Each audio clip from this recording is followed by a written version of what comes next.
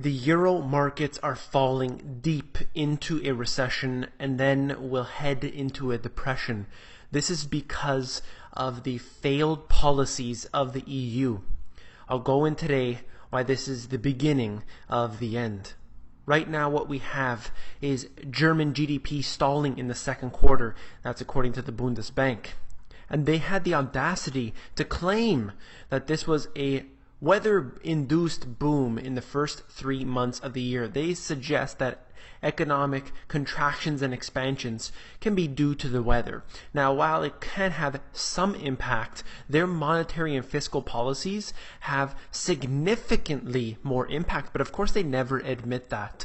And that's the kind of thing that we have to deal with when they continuously claim that things are going up and down because of the weather, even though there really hasn't been much dramatic weather differences, really.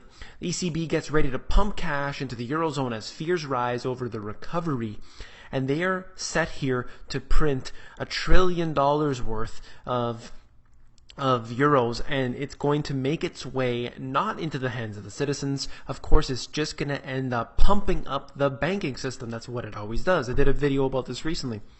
And the Mario Draghi here says that he's preparing the work in place for quantitative easing, the Fed's favorite words, to combat deflation and economic stagnation. Now, some are saying that because the Fed is beginning to taper, then the ECB has to step in and fill that void because, of course, globally all of these markets are interconnected and they have to continue to create more and more debt. Now, while this could be true, I don't have the insider intel on this. However, I will say that they're never really stopping their printing mechanisms. They always continue it. Look at QE1 and QE2, for example. In my book, I predicted QE3. Why? Because it can't stop. QE3 may eventually stop, at least what they're going to show us on the television, but they're going to have to do a QE4. They're going to have to do a QE5. It can't stop because that's how the system runs. So obviously it has to continue. Let me go on.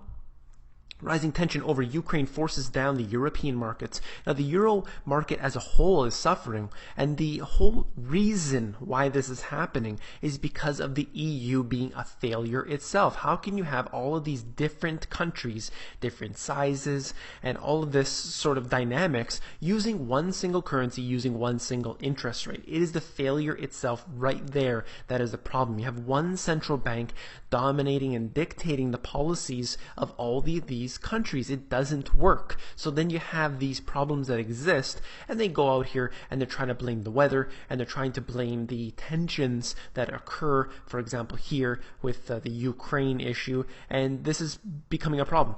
Now, if you looked at what happened in the US, when they say that, tensions in the Middle East are, really giving a problem to the markets, and they can use all these excuses all they want, but when you're playing games, when you're gambling with the system, you're going to run into problems. You can't avoid this. You're manipulating the system to a point that it is completely contrived. It is manufactured. You can't tell me that tensions are really causing it to move up and down because the whole system is manipulated. We don't know what's true anymore. Nothing is a reality. In my book, I talked about the European viral contagion, and I said this: European nations are falling victim to the virus of debt contagion. The system was slowly breaking down as country after country requiring bailouts by other nations as well as banking and other institutions. That's how it works here. They get the bailouts, and the citizen, in fact, doesn't get that money. See, the bankers use the wealth of the nation, gamble it away, and when they're cash strapped, they need to go out and get a bailout. Now, some instances, you have other countries bailing out other countries, you have banking institutions coming in, but regardless, the elite always get the upper hand.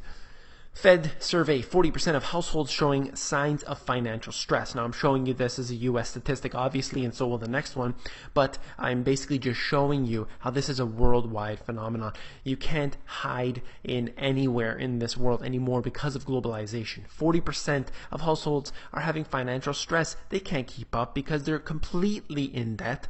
The whole system is designed to keep them continuously more and more poor, and you could see that with the statistics showing you how more and more more people are requiring the government welfare system. And again, here we go with the U.S. wealth gap grew during the recession, Stanford report finds. And you can obviously see that because there is a growing inequality that we continuously see.